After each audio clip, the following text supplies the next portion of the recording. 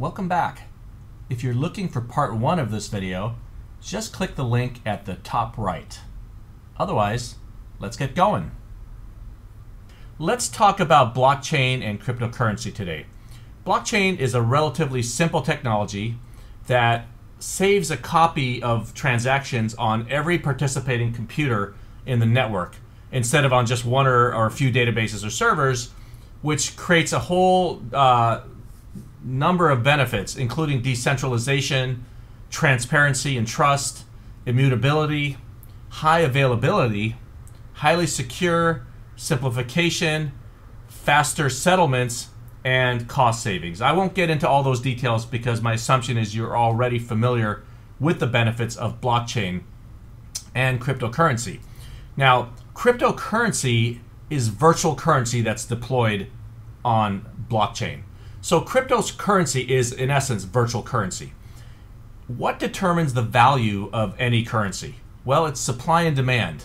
Now, many of the cryptocurrencies coming out have a fixed supply. That's what makes them interesting to investors. And so if the supply is fixed, then you want to evaluate it by its demand factors, the factors that govern how demand will be generated and maintained. So those factors are, first of all, how much current demand exists. Is it a little bit? Is it starting out with no current demand, as many of these ICOs and coins are, starting with none? Or is there a lot of current demand? Secondly, how effective is new demand created? In other words, the organization that's responsible for managing the monetary policy around the coin, how effective are they at creating new demand? And then finally, when that new demand is created, how is it retained? What do they do to try to keep the attention of the currency holders and keep the currency retained? The best currency is the one that best addresses these three questions, of course. So moving on to empowr, we are in the process of converting the empowr virtual currency into blockchain. And so let's take a peek at empowr's virtual currency by evaluating the demand factors for our virtual currency. So first of all, how much current demand exists? Well, this shows you the number of transactions that are happening in dollars, not number of transactions, but how many, the dollar amount of transactions that are happening on an annual basis ever since empowr invented the concept of virtual currency. This year, 2017, we will surpass $1 billion, and that's empowr dollars, by the way, virtual currency, in transactions, and the conversion rate has always been 1 empowr dollar to 1 US dollar. That's how we've done it up to now. That will likely change as we go to cryptocurrency. And so as you can see, there's quite a bit of demand already, as we've been working for years to build up that demand.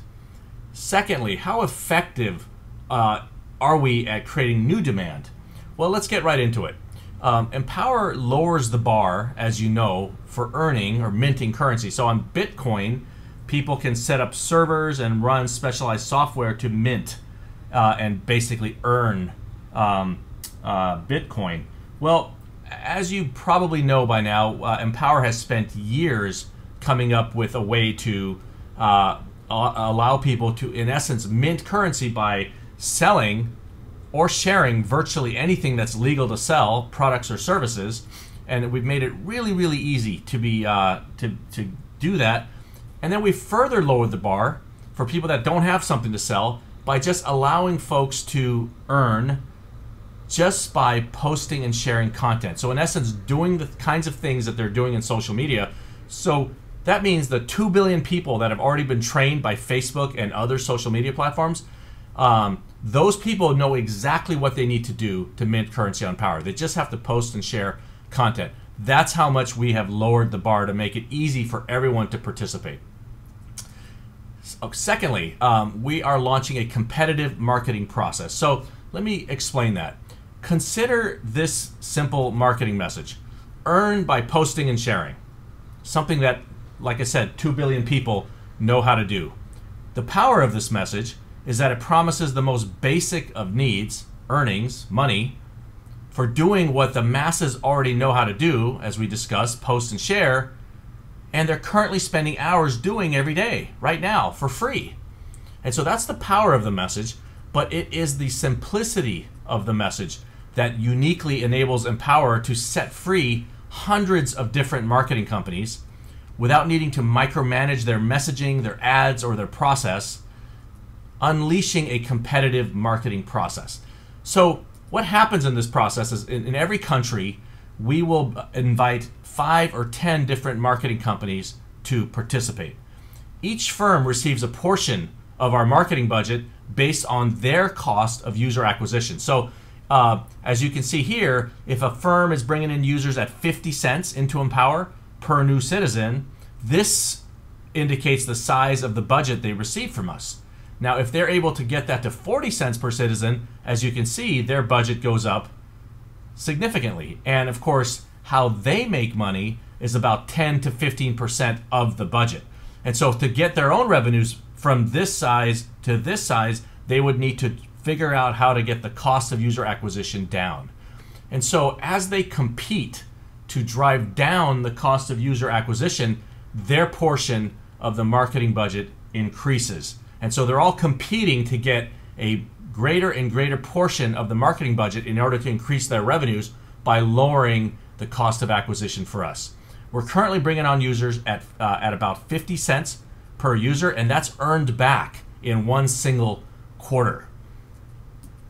Okay, and then finally, virtually all of the proceeds that we'll obtain from the ICO will be spent on marketing or user acquisition. New users means new demand for the currency.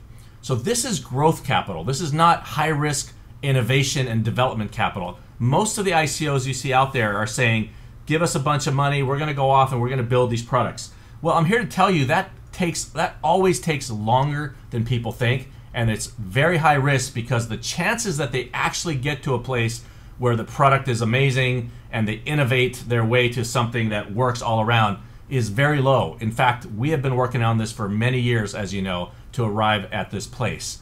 And so we're uniquely at a point, given our many years of experience, where we can take all of the ICO proceeds and put them into user acquisition, which means into generating demand for the currency as opposed to working on products and innovating. So in summary, we've lowered the bar for earning currency. Everyone starts earning from the very moment they join. 2 billion people have already been trained to do exactly what it takes to be involved with our currency. We then eliminate the marketing risk by instead of investing in one marketing team internally or one marketing firm on the outside and hoping and wishing that they do well. Instead, we are getting 5 to 10 firms in every country around the world to compete and letting the best rise and letting them compete to figure out how to lower that acquisition cost. So this process, in essence, almost guarantees that we'll have the lowest user acquisition rate in every country given the process. And then finally, after having done that, we will ensure that all of the proceeds from the ICO go directly into that competitive marketing process in order to create demand for the currency. So as you can see, we are incredibly effective at creating new demand. And getting to this point took well over a dozen years of trial and error. Okay, and finally, how do we retain demand? So once that new demand comes in, the first thing we do is attempt to keep the currency local, retain the currency in the ecosystem. So let's get right into that. One of the things we've done towards that objective is this concept of maturation. So in Empower, when you earn, your earnings have to mature before you have an opportunity to cash them out. And so every citizen gets a graph like this. The size, the height of these bars show how much they earned on these specific days. Green shows what they've earned that has not been spent yet, and the blue bars show that they have already consumed or spent those earnings. Even though they have to wait a little bit before cashing out, they can spend those earnings immediately within the ecosystem. And when they do that, the spending order is always the most matured funds first. So as people earn And as they spend, it's always spending their most matured funds first. So it's sort of pushing out further the date to cash out and let the funds out of the ecosystem. So maturation builds economy because it motivates everyone to spend within the ecosystem instead of cashing out. And why is that helpful? Because it means anyone who has something to sell, product or service or share, has just this incredible captive audience of people, virtually all of whom have earnings that they can spend right now, that they're waiting to cash out, but they can spend right now. So if you have something to sell, you will feel like a rock star in this ecosystem because you'll see so many customers coming at you who are ready to spend. Over the years, we've become this successful at ensuring the earnings get spent within the ecosystem. We've gotten to 95% of earnings now get spent within the ecosystem. The second thing about maturation is it reduces the volatility of the currency. So one of the problems a lot of these coins face is that they're extremely volatile. The price is extremely volatile. The reason we have less volatility here is because when there's a news event that causes someone to panic and want to sell, they can't sell their currency all at once because it's maturing. So it allows them to take a chill pill, sleep on it overnight, and realize the world is not ending and let calmer heads prevail. In the stock market, after Black Monday, they installed something similar called a circuit breaker. If the stock market starts to dive by about, say, 2% or so, the circuit breaker comes in and it stops trading so people can sleep on it and realize that they don't need to freak out. And that reduces volatility. So we have that same thing going here because of maturation. So less volatility means a higher belief in the currency, which of course increases the demand for the currency.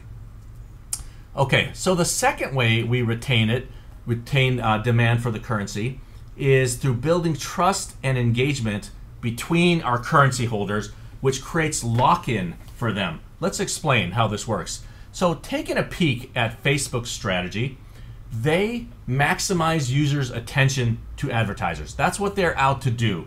And the way they do it is by maximizing the amount of time their users spend on their product. So they show you a homepage that looks like this. You scroll down and constantly see various stories, these feed stories from different people that Facebook shows you. As it's been revealed just this year, Facebook is always trying to figure out how to keep you on longer, of course. If you've received 5 likes since the last time you signed in, they won't necessarily show you those all at once. They will pepper them in every once in a while to keep you hanging on, and so that it can maximize the amount of your time that you'll spend on the site, which they can then drive to advertisers. So Empower has an entirely different strategy. We are out to maximize economic value back to our users as opposed to advertisers. And we do that while actually minimizing the amount of time they spend on site. We want them to have a life. We want to improve the lives of our users as opposed to get them more and more addicted to a product. And so how do we do this? We focus the users on the very best use of their time right now by answering these 2 simple questions. Who in the network is most likely to return the favor if you help them earn, if you did something for them right now? In other words, who's the most trustworthy? Who's worth your time? And secondly, what can you do right now to help them earn? And so instead of driving you to our homepage, which we also have, we instead take you to someone's specific profile. We'll show you someone who we believe is most likely to return the favor if you help them earn. Now, taking a quick peek at how our profile works, you can see there's tons of content, photos, videos, blog posts, status updates, just like you have on any social media platform. But here you see that you also have commerce built in. In this case, you can bid or buy on this item, or you can use it, access it. And so the commerce, as you can see, is tightly integrated into the social feed, something that Empower was first to do, and perhaps it's the only company that's effectively done that. This area shows you what you need to do right now to, in essence, close this loop. So what this is saying, that with Sarah here, if you were to like 2 of her posts, you would close the loop. Or you could bid or buy on something that's worth a penny or more for her to close this loop. And so if I were to go and like this picture of this kitty cat, you notice that the loop is almost closed. Now I only have one share left, and I might just go and share this, and I've now closed this loop. What that means is that the next time that Sarah shows up to the product, it's going to show me and everything I've got to her. And if she wants, she can like stuff. And remember, people earn for their content being liked, for posting and sharing, as well as, of course, for selling and sharing various products and services. And so the next time she signs in, she'll see me.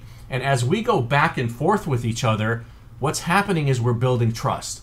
It turns out that with every back and forth with each other, it becomes mathematically more likely that we'll come back and do it again. As I build trust with Sarah, I grow to depend on her, that I know she'll come back and help me out. If I were to sell something or share something or put some content up, she's going to help me out. And so as this bar grows, we're basically, we're building trust with each other. If you look up the definition of the word trust, it's predictable behavior, the ability to predict that Sarah will be back to help me out. And so that's what we're trying to do. We're trying to build trust and economic predictability. So if you only have another 30 seconds to spend on our product, in that 30 seconds, we'll show you the very next person that's the most likely to return the favor. In other words, it's most worth your time economically. And so then when I'm done here with Sarah, I press this right arrow and it takes me to the next person. Okay, so quick concept here, Dunbar's number. So Robin Dunbar was an anthropologist who, through his research study, concluded that 150, also called Dunbar's number, is the maximum number of people, approximately, that we can maintain a stable relationship with. He proved that by looking back at the number, at how the numbers that villages got to in old England.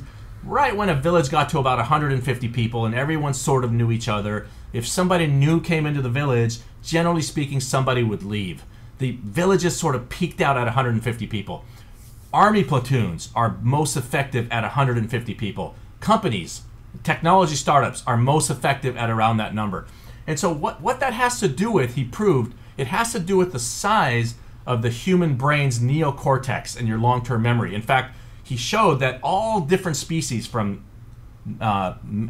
monkeys down to birds, if you look at the size of their neocortex and then look at their behavior and the number of others that they maintain relationships with, it coincides directly. And so based on that, he concluded that 150 is the maximum number of people that we can actually maintain a trusted relationship with. So Empower is the first and still the only company to successfully fuse social and communications with commerce, with transactions and transport. Other companies are doing every one of these, some doing each of them even better than us, but no company has been successful at bringing it all together and integrating it all into one cohesive platform. That means that only Empower can track and remember all the social interactions and commerce transactions between citizens so that their brains no longer need to. So we're talking about a game changer for humanity, basically shattering Dunbar's number. We're big believers that technology for the sake of technology is useless. Using technology to do something that humans have always wanted to do but have been unable to do without that technology, that's where technology really becomes useful. So we believe by being the first company to do this, we're shattering Dunbar's number. People can now have an unlimited number of trusted economic relationships without the need to quantify, track, calculate, negotiate, remind, or remember who did what for who. Everything that's needed there is handled by Empower and pushed into the cloud so that humans don't need to do that. And so what's the significance of eradicating Dunbar's number? Well, think about it. Half the world's population still lives on $2 or less per day. By enabling them to easily establish and maintain an unlimited number of economically beneficial relationships, you're permanently unshackling them from poverty. And the significance to first world people is even more pronounced because our time is so limited, and unfortunately we're still spending a lot of our time on Facebook, keeping up with ex-colleagues that we haven't worked with in years, or people from school that we haven't seen in years, and we're caught into this trap of who liked whose stuff in order for a company to send that human attention over to advertisers and help those advertisers. Here, well, we just went through it. We are helping to shatter Dunbar's number and helping humans create hundreds and then thousands of economically beneficial relationships. Okay, so the result of this earning approach that we have, where we've dropped the bar, where anybody can earn by selling or sharing virtually anything, or even just by posting and sharing content, and adding the trust flow to that, where we're really optimizing everyone's time in helping each other and building trust between them, means that 90% of our users are posting daily versus 10% of Facebook.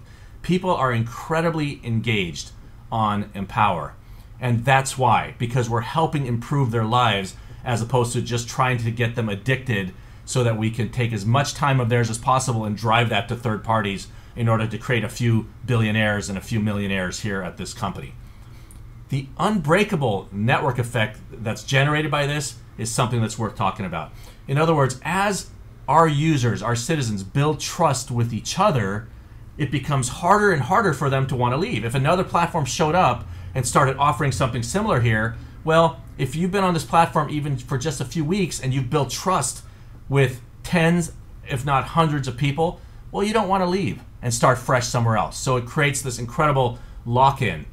This perhaps is the Facebook killer that many have been waiting for. Look, we all realize that we're wasting way too much time in social media with virtually zero coming back to us, and we see where the value is going.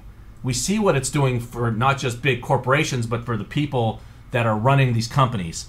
And it's not fair that none of it's being shared with us. Well, this trust flow also generates much more revenue for the company, for Empower, than we would generate by selling users' attention and data to third parties. And we turn around and we share that revenue back with our citizens because that's what we were set up to do. Okay.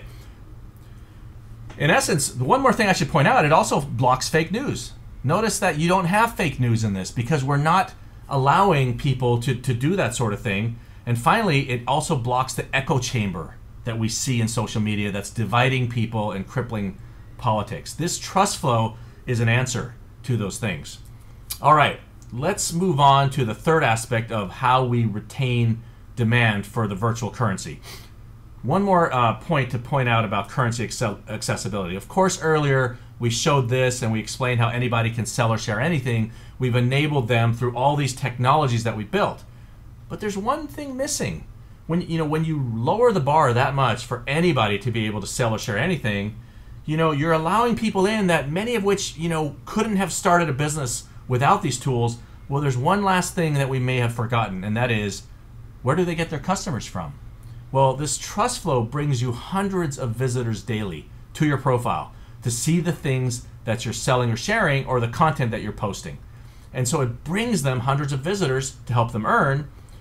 And because of maturation, all of those visitors have funds to spend right now that they're waiting to cash out, but they can spend right now. So as a side effect of that, we've really lowered the bar to practically right to the floor, made it so everybody can be earning. And that's the final piece that we needed to explain that we weren't ready to explain in this presentation yet until you understood how this trust flow works to bring customers to people and why those customers have money, in essence, burning a hole in their pockets ready to spend. Okay, and finally, let's talk about how we can take the utilization of the currency up even higher, further accelerating the earning and the spending. So earlier, we invented this concept of apps in social networks. And along with that, we also invented the concept of transactions within apps. This is a separate patent that we own. Transactions over mobile devices, yet another patent, and of course virtual currency itself, which is also one of our patents. We are now preparing to open our app platform to developers. And so this tight integration of the social feed, as we just showed you, with earnings that are maturing and applications means these apps that are launched in here will get explosive viral growth. because of that they're inside the social feeds of citizens, all of whom have maturing funds that they can use right now to purchase apps or complete in-app transactions. And so one of the things we're looking to do is launch what we call AID for developers, Application Innovation Dollars, where we will subsidize the compensation that apps pay users if they are willing to launch apps that help users earn. So if you're launching a game and it's just for people to play, that's fine. Those can't receive, we won't provide aid to those. But if an app shows up that's providing some form of compensation to users, then we will help them by subsidizing some of that compensation until they're on their feet, basically helping them fast track their success. As a result, we believe there will soon be hundreds and then thousands of new ways for Empower citizens to earn within Empower, ultimately resulting in hundreds of millions of new app jobs that exclusively won't be squeezed for investor profits. You know, earlier we talked about how the Ubers of the world, as their revenues start to plateau, the only way they can keep their profits to continue to move up fast is to start to cut their costs, which basically means squeeze what they're paying their workers. And we've already seen this start with Uber. Well, because we have very painfully spent years going through the process of building all of this without taking investor capital, and the reason we did it was for this specific reason, so that we would never have that conflict between prosperity of shareholders and the prosperity of our users. So we believe the jobs that we're going to be able to create from these apps are going to be special in that way.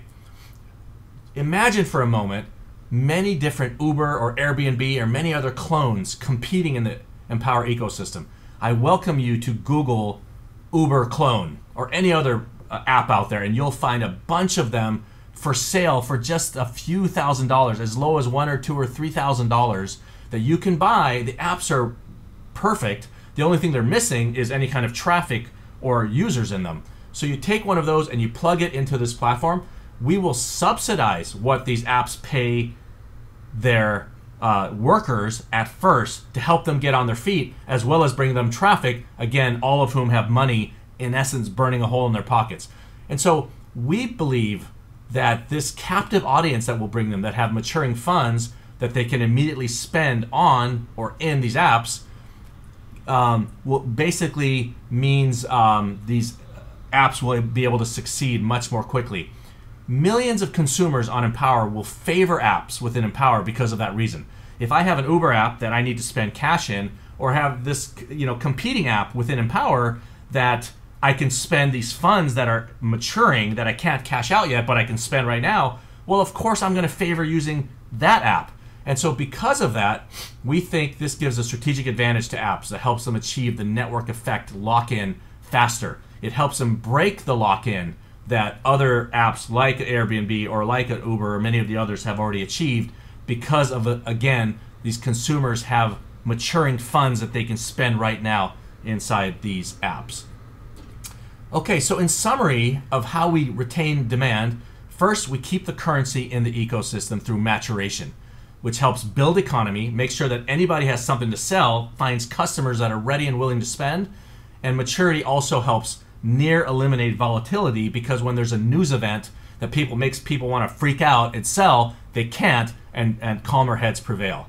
Secondly, it keeps the currency holders in the ecosystem because we're building trust and engagement between our currency holders. Again, Empower users post 90% of them post daily, as opposed to 10% or less on Facebook. Third, we are dropping the accessibility bar to the ground because of the fact that we actually not only enable people to sell or share anything, but we bring them their customers through a combination of the trust flow that brings them users, all of whom are earning and have funds that are maturing that they can spend right now as opposed to cash out. And finally, we further explode the utilization of the currency, creating thousands of new ways to earn, but also to shop and spend. And so that's how we have worked to retain demand and how we're going about that. So in a nutshell, we talked about how evaluating a currency's demand factors kind of boils down to how much current demand exists, how effective are they at creating new demand, and how effective are they at retaining demand. And as you can see, we have spent nearly 2 decades very quietly focused on answering those 3 questions in order to create a currency that will be, hopefully the winning currency. With your help, we can help solve this. Through the sharing of everything, we believe within 5 years we will witness a collapse in the consumption of Earth's natural resources in order to manufacture millions of things every day that are hardly getting used. By sharing those items, we don't have the same demand for manufacturing anymore. Also, when people can access virtually anything and have it in their hands within minutes for virtually free, or for doing that which they're already doing for free, well, it sort of changes the game when it comes to poverty and inequality. And finally, what we're seeing right now across the world as economic insecurity manifests into a sense that the democracies are letting people down and people are becoming vulnerable to false hope that's being provided to them, we can turn that around by creating hundreds of millions of new jobs that won't be getting squeezed like all the other apps out there are going to be doing. It won't be getting squeezed on Empower because we don't have this conflict between shareholders and the prosperity of our users. So in conclusion, after inventing virtual currency many years ago, we have spent years building and testing everything else needed to enable an entire economy to flourish around that virtual currency, including the game-changing sharing of everything that we think will have a huge impact on those things that we just talked about. We have a sizable lead, and we believe we're best positioned to deliver the decentralized, democratized economy that now others finally are starting to envision too with the blockchain movement. However, we think only Empower can deliver a true democracy to a global audience that's now showing that it's thirsty and ready for it. And why? Because of this highly risky, difficult, and incredibly painful accomplishment of building a platform without financial investors. We can now uniquely prioritize prosperity of citizens over shareholders. So we're now moving to blockchain and open source. These are the kinds of things we're actively examining, designing, or developing as we speak. And as you can see, we are trying to build an entire economy and move everything to open source and blockchain. All right, well, thank you for your time and your attention and your interest in Empower.